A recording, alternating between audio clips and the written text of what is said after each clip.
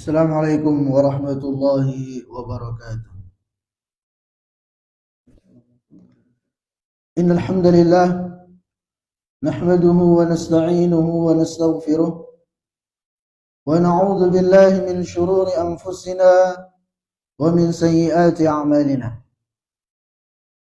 من يهده الله فلا مضل له ومن يضلل فلا هادي له، وأشهد أن لا إله إلا الله وحده لا شريك له، وأشهد أن نبينا محمدا عبده ورسوله. يا أيها الذين آمنوا اتقوا الله حق تقاته ولا تموتن إلا وأنتم مسلمون. يا أيها الناس اتقوا ربكم الذي خلقكم من نفس واحدة وخلق منها زوجها وبث منهما رجالا كثيرا ونساء، واتقوا الله الذي تساءلون به والأرحام إن الله كان عليكم رقيبا. يا أيها الذين آمنوا اتقوا الله وقولوا قولا سديدا يصلح لكم أعمالكم ويغفر لكم ذنوبكم، ومن يطع الله ورسوله فقد فاز فوزا عظيما. رب اشرح لي صدري ويسر لي أمري واحلل عقدة من لساني يفقه قولي. اللهم انفعنا بما علمتنا وعلمنا ما ينفعنا وزدنا علما.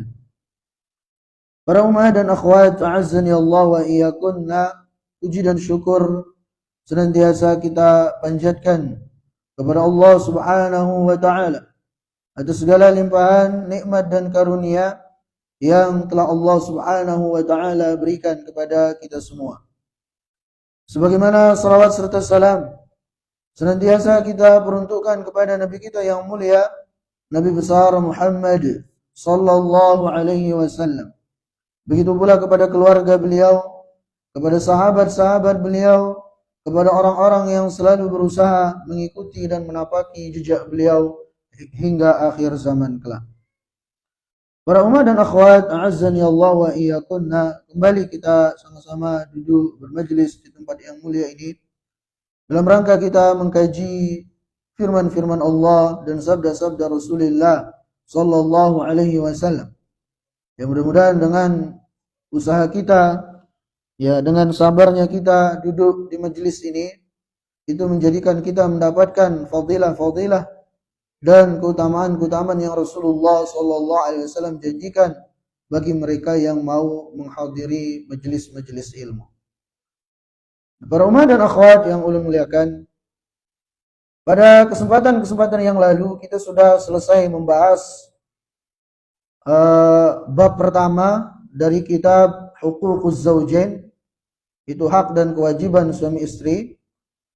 Itu bab yang berkaitan dengan hak gabungan atau hak yang diperintahkan untuk melakukannya bagi kedua belah pihak.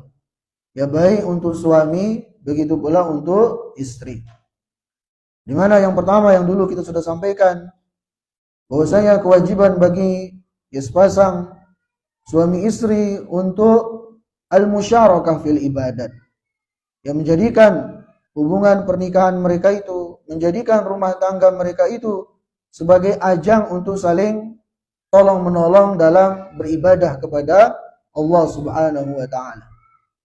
Ya, selalu berusaha bergandengan tangan untuk saling ingat mengingatkan, ya saling tolong-menolong dalam ketaatan-ketaatan kepada Allah Subhanahu wa taala. Ketika salah satunya lalai, maka yang lainnya mengingatkan. Ketika salah satunya malas beribadah, maka pasangannya yang mengingatkan, yang menyemangati, yang memotivasi. Ya, dan begitu seterusnya, dengan harapan kemudian selain mereka, ya selain pasangan tersebut berbarengan di dunia, hidup serumah di dunia, juga bisa hidup barengan nanti di surganya Allah Subhanahu wa taala. Ya, kemudian juga kita sudah bahas kewajiban pasangan suami istri yang kedua adalah untuk saling mempergauli dengan cara yang baik. Ya, saling mempergauli dengan cara yang baik. itu bersikap lembut kepada pasangannya, ya khususnya seorang suami kepada istrinya, dan begitu pula sebaliknya.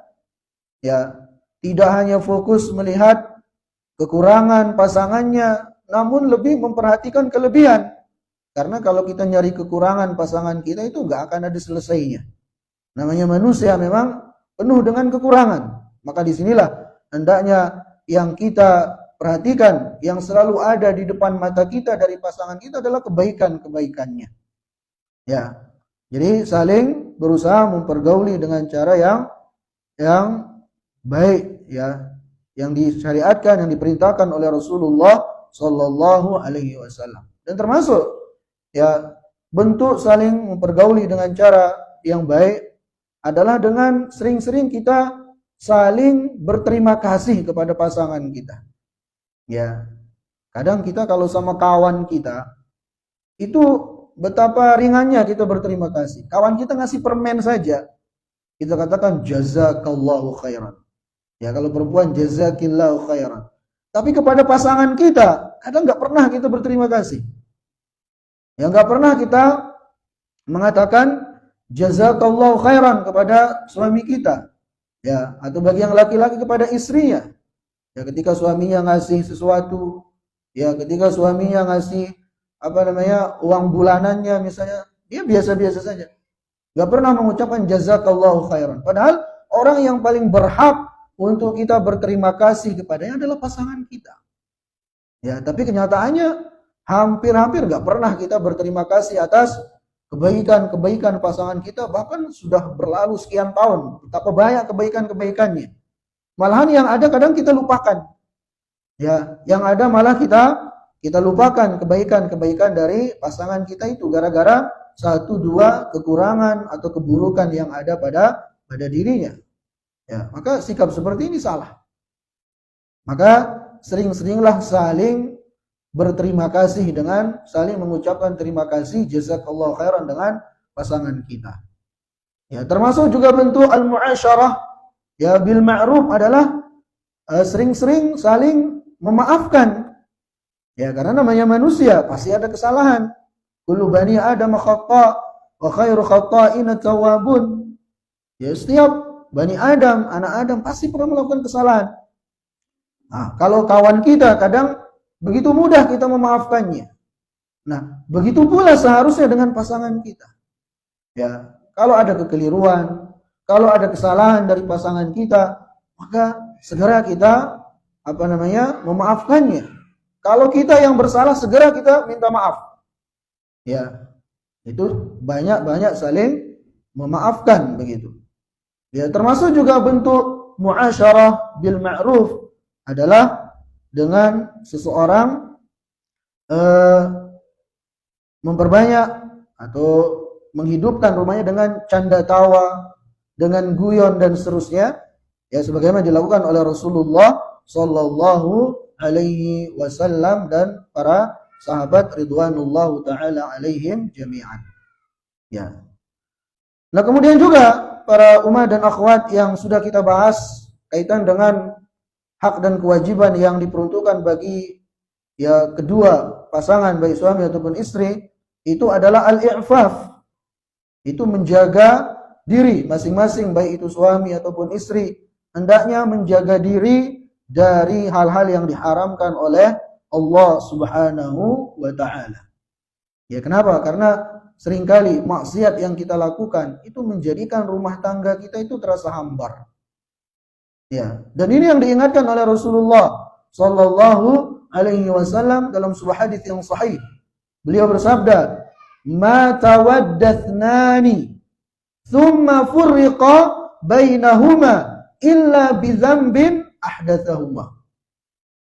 Yang artinya kata Nabi Sallallahu Alaihi Wasallam, tidaklah dua orang saling mencintai, tidaklah dua orang saling menyayangi, lantas kemudian rusak hubungan antara keduanya, melainkan gara-gara dosa yang dilakukan oleh keduanya atau salah satunya. Ya, maka hati-hati kita. Dan mungkin kita sendiri ya pernah merasakannya. Ya, ketika ya kita mulai melakukan maksiat, mulai melakukan dosa, entah itu dosa mata, melihat hal yang diharamkan oleh Allah Azza wa Jalla, apalagi dosa kemudian ya ada hubungan dengan orang lain, itu seringkali akan merusak hubungan, bahkan tidak sedikit ya menjerumuskan pada perceraian dan seterusnya.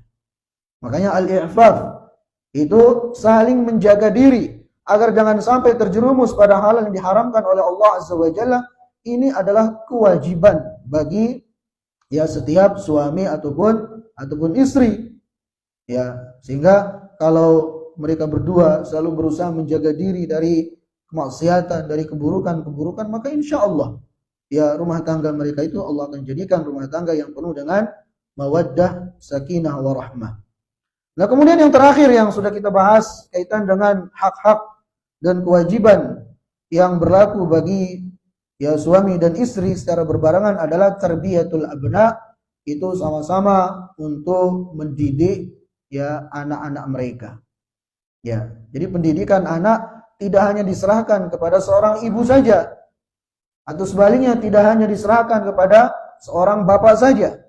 Ya, namun itu semua adalah kewajiban bagi kedua-duanya sebagaimana diingatkan oleh Rasulullah sallallahu alaihi wasallam. Oh ya, satu lagi yang sudah kita bahas pada pekan yang lalu dan ini yang terakhir ya kaitan dengan hak dan kewajiban bagi setiap suami dan istri itu saling menjaga rahasia masing-masing. Ya, saling menjaga rahasia. Ya, dan ini juga sangat perlu. Ya, kita ketika sudah siap ya untuk membangun rumah tangga, pastinya kita ya sudah merasa dewasa. Dewasa dalam artian siap ya untuk menghadapi segala hal yang akan terjadi dalam rumah tangga kita itu. Maka kalau ada masalah-masalah dalam rumah tangga kita, jangan kita umumkan sana sini. Jangan ceritakan sana sini. Bahkan usahakan orang tua kita pun nggak usah. Ya nggak usah dikasih tahu. Ya, hendaknya kita bersikap dewasa, selesaikan. Ya, dengan pasangan kita di dalam rumah kita itu, tak usahakan tanpa diketahui oleh orang di luar sana. Ya, dimana di zaman sekarang ini banyak kadang pasangan suami istri yang ketika terjadi masalah rumah tangga udah buat status. Ya, share sana sini tentang masalah keluarganya, cerita sana sini. Ya, na'udzubillah, hati-hati seperti itu. Ya, justru itu akan merusak rumah tangga kita. Ya, maka hendaknya kita saling menjaga aib, saling menjaga kekurangan masing-masing. Ya, kalau ada masalah selesaikan di antara ya kedua pasangan itu, nggak usah diumbar sana sini. Ya, justru itu akan menjadikan masalah itu makin runyam, makin sulit untuk diselesaikan. Kalau ada pihak ketiga yang masuk di sana. Nah, itu dia 5 poin yang sudah kita bahas pada kesempatan-kesempatan yang lalu. Nah, sekarang kita akan masuk pada bab yang kedua, yaitu hukukuz zauj ala zaujatihi. Ya, hak suami atas istrinya. Kalau kita katakan hak suami atas istrinya, berarti siapa yang wajib melaksanakannya? Ya, seorang istri. Ya. Nah, apa saja hak-hak suami yang harus dilaksanakan oleh seorang istri? Ya, karena para umat dan akhwat, a'azzani Allah wa iyyakunna, di antara ya sumber utama satu rumah tangga itu diberikan sakinah, mawaddah, warahmah, itu adalah ketika masing-masing dari keduanya menunaikan hak dan kewajiban. Ya, ini syarat utama ya sebuah rumah tangga diberikan sakinah, mawaddah, warahmah. Ketika masing-masing ya dari kedua pasangan itu menunaikan hak pasangannya. Maka oleh karena itu perlu ya baik bagi seorang istri mengetahui apa hak suami saya yang harus saya tunaikan. Begitu pula seorang suami, apa hak istri saya yang harus saya tunaikan. Ini masing-masing harus mengetahuinya. Nah, sekarang ya apa saja hak-hak suami yang wajib ditunaikan oleh seorang istri? Maka yang pertama kata beliau di sini adalah ta'atuz zauji bil ma'ruf. Itu hendaknya seorang istri itu mentaati suaminya. Hendaknya seorang istri itu taat betul kepada suaminya. Namun ketaatan di sini tentunya pada hal-hal yang sifatnya ma'ruf, yang baik, yang tidak bertentangan dengan syariat. Ya, ketika suaminya menyuruh dia melakukan sesuatu, ketika suaminya meminta dia untuk melakukan sesuatu, kalau ternyata permintaan itu tidak bertentangan dengan syariat, maka wajib bagi seorang istri untuk mentaati suaminya. Ya, bahkan ya kita katakan ketaatan seorang wanita kepada suaminya itu lebih besar dibanding ketaatan seorang wanita kepada orang tuanya. Ya, kalau belum menikah, orang tuanya tentunya yang paling utama untuk ditaati. Tapi kalau seorang wanita sudah menikah, maka ketaatan terbesarnya itu adalah kepada suaminya. Ya, maka kalau misalnya berselisih antara perintah suami dengan orang tua, maka dia wajib mengedepankan perintah suaminya. Contoh misalnya, ya suaminya, misalnya ada sepasang suami istri itu masih tinggal di rumah orang tua istrinya. Ya, kemudian si suami bilang, kita pisah sajalah dari orang tuamu. Kita ngontrak atau kita ngekos. Ya, suaminya merintah seperti itu. Namun orang tua si wanita ini mengatakan, jangan, tinggal di sini saja. Ya, tinggal sama saya aja. Itu berselisih. Suaminya mau tinggal di luar, bapak dari istrinya ini, mertuanya ini ingin mereka tinggal bersama ya anaknya begitu. Maka di sini seorang istri harus lebih mengedepankan ketaatan kepada suaminya. Ya tentu dia berusaha memberikan pemahaman dengan cara yang baik, dengan cara yang santun kepada orang tuanya. Ya, maksudnya oleh si istri ini supaya tidak tersinggung dan seterusnya. Ini sebagai contoh begitu ya. Jadi sekali lagi bahwasanya seorang wanita kalau sudah menikah, ketaatan terbesarnya itu adalah kepada suaminya. Ya, mengalahkan ketaatannya kepada orang tuanya. Kemudian kata beliau di sini, "Fatta'atu takunu fi ghairi ma nahallahu anhu." Maka ketaatan seorang istri kepada suaminya adalah pada perkara-perkara yang tidak dilarang oleh Allah Subhanahu wa taala, atau pada perkara-perkara yang ma'ruf, yang baik. Ya sebagaimana sabda Nabi sallallahu alaihi wasallam dalam hadis yang diriwayatkan oleh Imam Bukhari, "Innamat ta'atu fil ma'ruf." Yang artinya sesungguhnya ketaatan itu hanya boleh pada yang ma'ruf. Hanya boleh pada yang baik-baik saja. Ya. Maka kalau misalnya suaminya nyuruh untuk melakukan hal-hal yang bertentangan dengan syariat, ya nggak boleh ditaati oleh seorang wanita. Misalnya ya ibarat kata suaminya nyuruh dia nyukur alisnya, ya diganti dengan apa itu? Spidol ya. Pensil atau apa misalnya. Ya seorang istri nggak boleh taat. Karena itu memang haram. Bahkan terlaknat orang yang mencukur alisnya kemudian diganti dengan alis-alis buatan itu. Ya. Ini contoh perintah yang bertentangan dengan syariat. Jadi kalau perintahnya tidak bertentangan dengan syariat, wajib untuk ditaati. Wa kullama zadat ta'atu zaujah li zaujiha izdadal hubbu was sa'adatu bainahuma. Nah kata beliau, semakin taat seorang istri kepada suaminya, maka kecintaan ya suaminya itu pasti akan makin besar kepadanya. Ya, memang seperti itu. Ya, seorang suami kalau istrinya taat sama dia, maka insya Allah ya dia akan berusaha memberikan yang terbaik kepada istrinya. Ya, kalau istri itu selalu taat kepada dirinya dan kecintaan itu akan selalu terawat, ya, akan langgeng dan seterusnya. Maka ketaatan ini sebuah keharusan dalam rumah tangga. Ketaatan seorang istri kepada suami. Ya Rasulullah sallallahu alaihi wasallam bersabda dalam sebuah hadis yang sahih, "Idza shallatil mar'atu khamsaha wa shamat syahraha wa hasanat farjaha wa ata'at ba'laha dakhalat min ayyi abwabil jannati sya'at." Ya, sahih, hadis sahih riwayat Ibnu Hibban. Nah ini dicamkan, diperhatikan hadis ini. Jadi ternyata seorang wanita itu mudah untuk bisa masuk surga kalau dia mengerjakan apa yang Rasulullah sallallahu alaihi wasallam sebutkan di sini. Itu kata Nabi sallallahu alaihi wasallam, "Idza shallatil mar'atu khamsaha." apabila seorang wanita dia mengerjakan sholat 5 waktu. Ya, taruhlah dia sholatnya cuma 5 waktu saja. Ya, dia tidak kerjakan yang sunnah-sunnah. Ya, ini kita berandai ya. Seorang wanita hanya mengerjakan 5 waktu. Kemudian wasamat syahroha, dan dia hanya puasa di bulan Ramadan. Puasa wajib. Ya, puasa sunnah enggak. Wa hasanat farjaha, dan dia menjaga kehormatannya. Ya, dia jaga kehormatan dirinya. Kemudian wa ata'at ba'laha, dan dia mentaati suaminya. Ulun ulangi. Apabila seorang wanita dia sholat 5 waktu dijaga, sholat 5 waktu dia jaga. Puasa Ramadan dia laksanakan. Ya, jadi yang wajib-wajib dia kerjakan. Kemudian dia menjaga kehormatannya dan dia taat kepada suaminya. Apa yang akan dikatakan ya kepada wanita ini?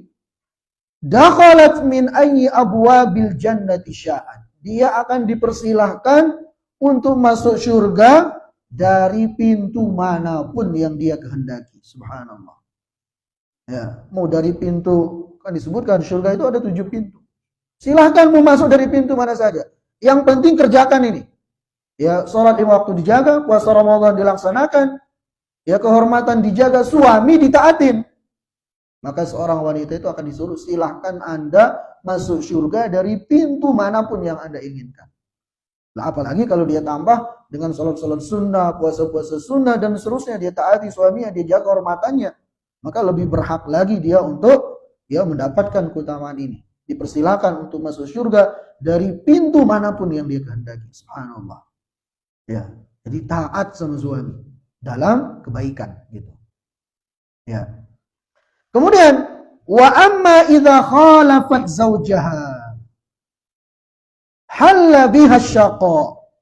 Adapun kalau ternyata seorang istri itu dia suka menyelisihi suaminya, dia tidak taat kepada suaminya, membangkang kepada suaminya, dia disuruh mengerjakan ini padahal tidak bertentangan dengan syariat, nggak pernah maunya, ada maunya, maka itu akan mendatangkan kesengsaraan baginya di dunia sebelum kesengsaraan nanti di akhirat. Ya. Liqauli sallallahu alaihi wasallam lin nisa lamma wa'adhahunna ba'da salatil 'id. Sebagaimana sabda Nabi sallallahu alaihi wasallam kepada para sahabat-sahabat wanita.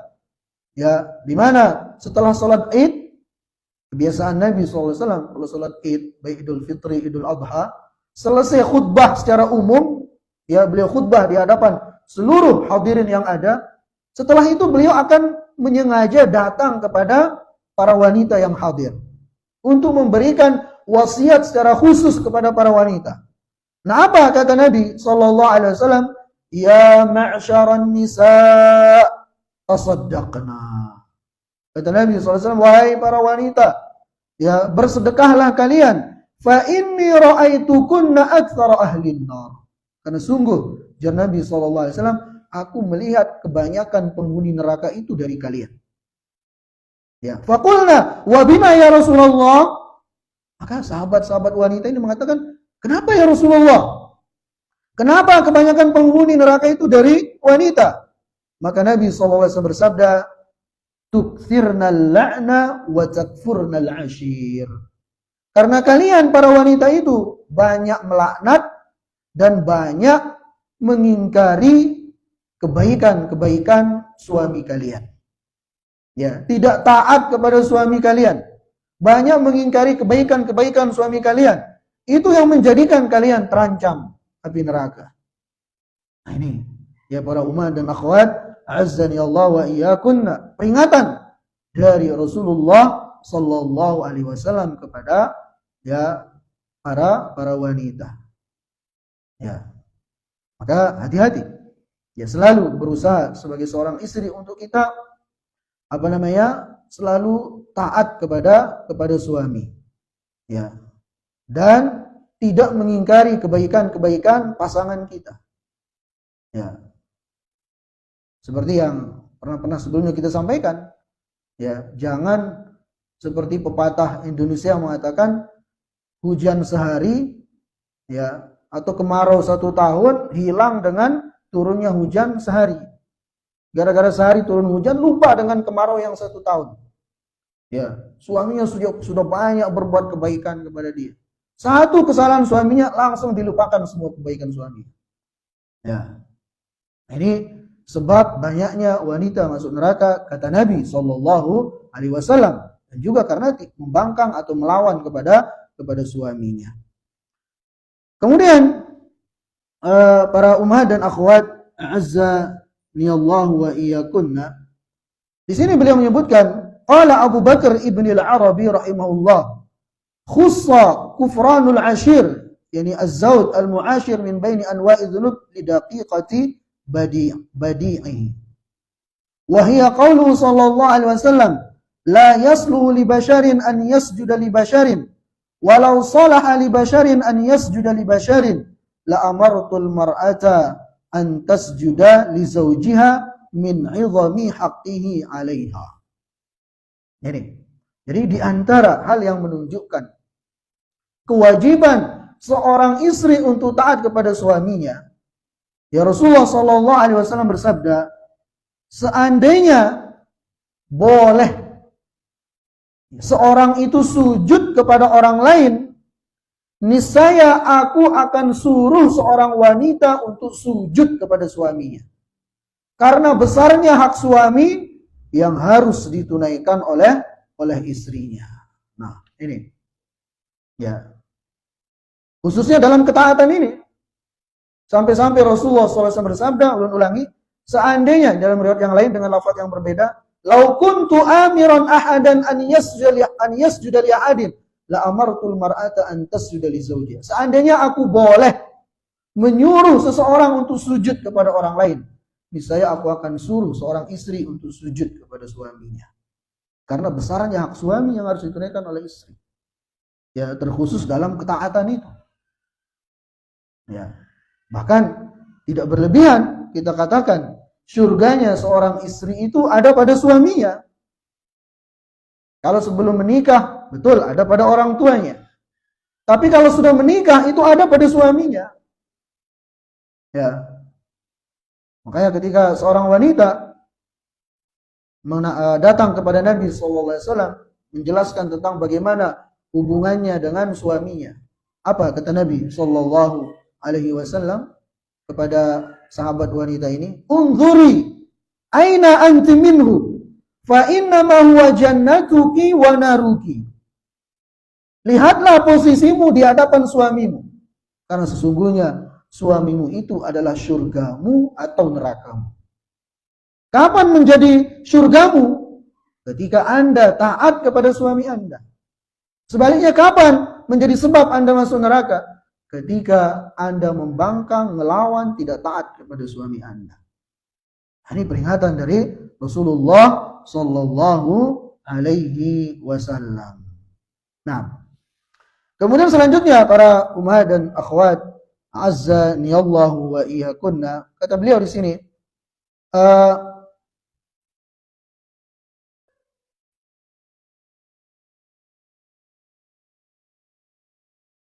faqarana haqqa az-zawji 'ala az-zawja bihaqqillah. Fa idza kaffarat al-mar'atu haqqa zawjiha, kana dzalika dalilan 'ala tahawuniha bihaqqillah. Walidzalika yutlaqu 'alaiha aw yutlaqu 'alaihi al-kufr, lakinnahu kufrun la yukhriju minal millah. Ya. Jadi di sini kata beliau, Rasulullah SAW membandingkan hak seorang suami atas hak Allah Subhanahu wa ta'ala. Bahwasanya seorang wanita ketika dia tidak menunaikan hak suaminya, maka itu sebagai tanda dia juga telah menyia-nyiakan hak Allah Subhanahu wa ta'ala. Ya, karena Allah Subhanahu wa ta'ala dialah yang menyuruh seorang wanita untuk menunaikan hak suaminya, terkhusus untuk taat kepadanya. Kemudian wa asasu hadzal haqq huwal qawwama allati tastalzimu ta'ah. Dan kenapa hak seorang suami itu begitu besar atas istrinya, khususnya hak untuk ditaati ini? Di antara salah satu sebabnya adalah karena seorang suami dia adalah pemimpin ya bagi keluarganya, bagi istri dan anak-anaknya. Ya sebagaimana yang Allah Subhanahu wa taala tegaskan dalam Al-Qur'an, "Ar-rijalu qawwamuna 'alan nisa bima faddalallahu ba'dahum 'ala ba'd wa bima anfaqu min amwalihim." Yang artinya Allah Subhanahu wa taala berfirman, sesungguhnya laki-laki adalah pemimpin bagi wanita. Kenapa? Dikarenakan karunia yang Allah Subhanahu wa taala berikan kepada sebagian mereka atas sebagian yang lainnya, wa bima anfaqu min amwalihim. Dan juga kenapa seorang suami itu menjadi pemimpin yang harus ditaati oleh istrinya?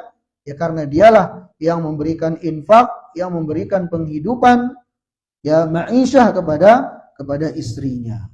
Sehingga seorang suami ini harus dijadikan sebagai pemimpin yang dihormati, yang dimuliakan, yang ditaati dan seterusnya. Ya.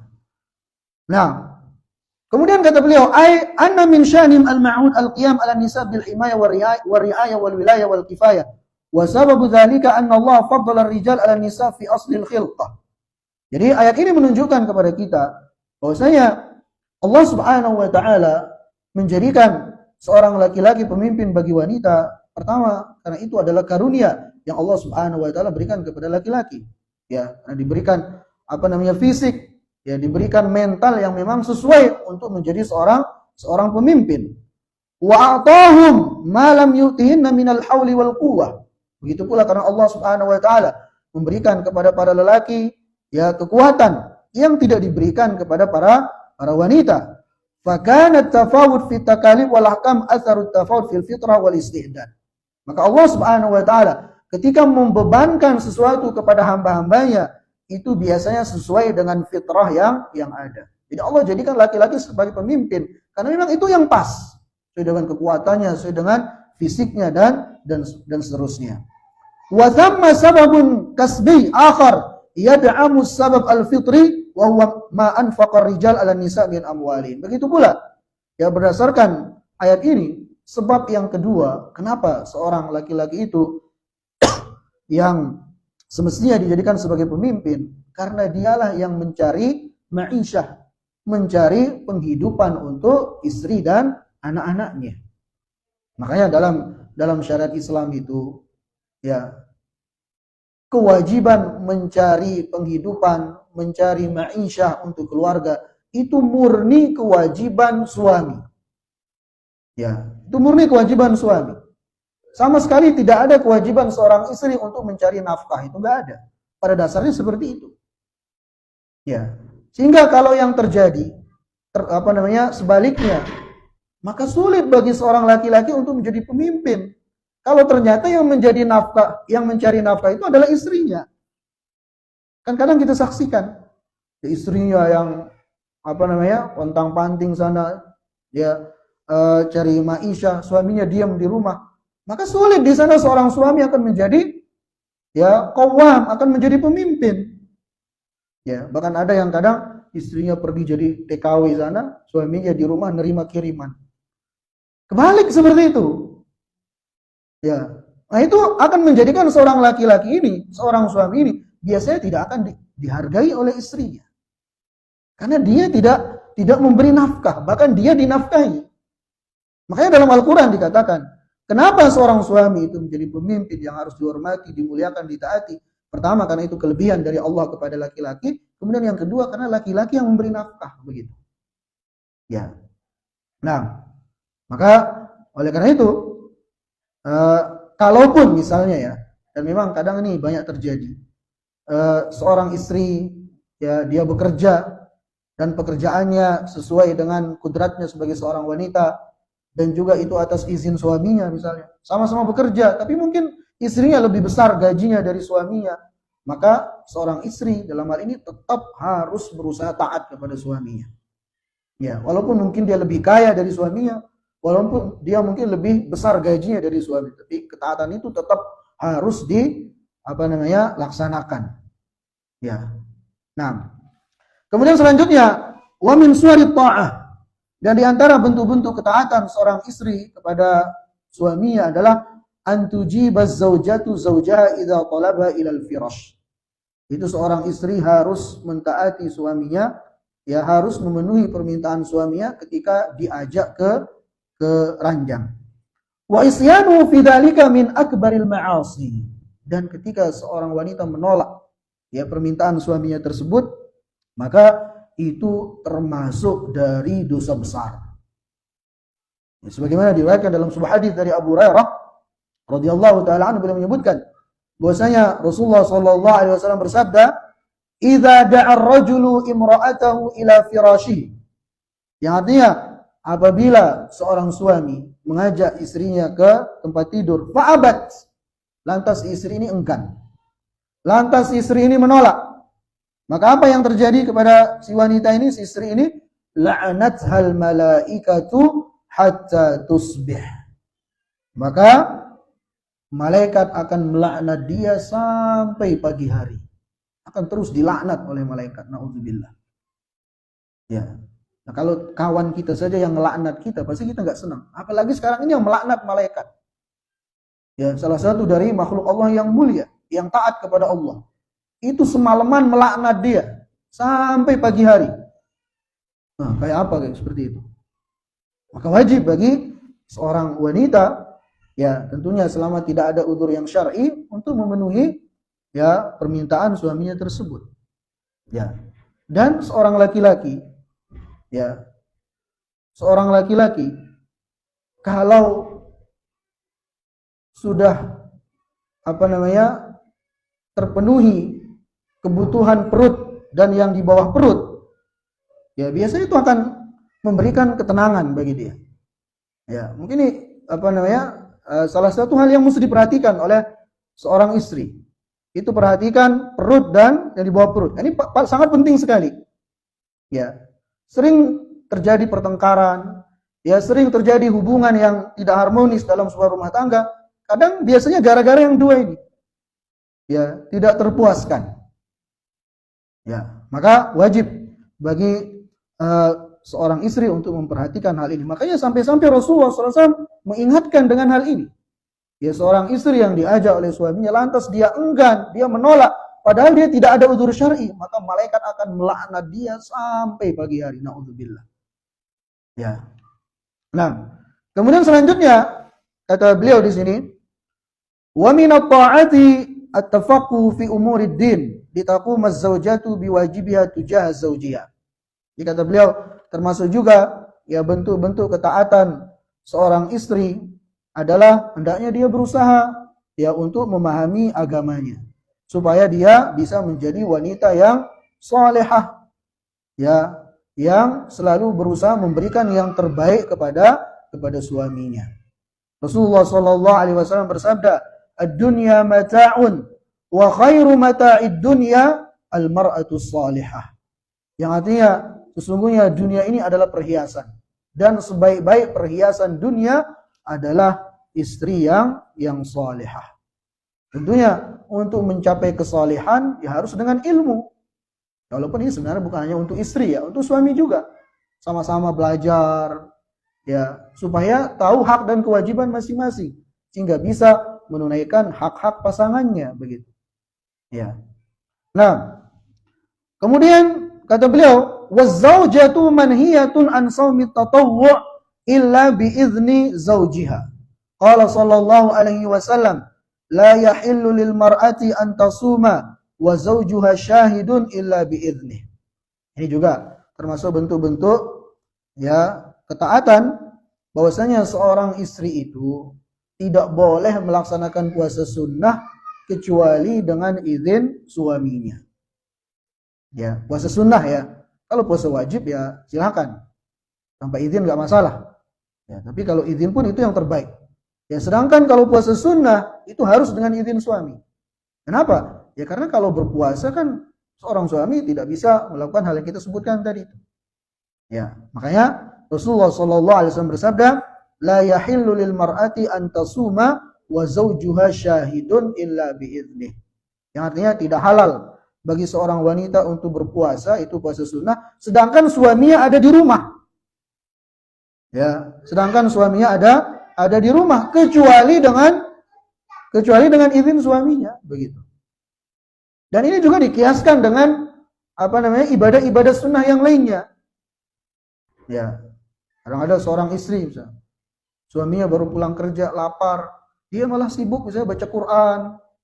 Ya, suaminya buka panci di dapur nggak ada apa-apa, dia baca Quran. Nggak benar seperti itu. Walaupun Anda baca Quran, ya, tunaikan dulu yang wajib, baru laksanakan yang sunnah-sunnah. Kewajiban Anda untuk memberikan pelayanan yang terbaik kepada suami Anda.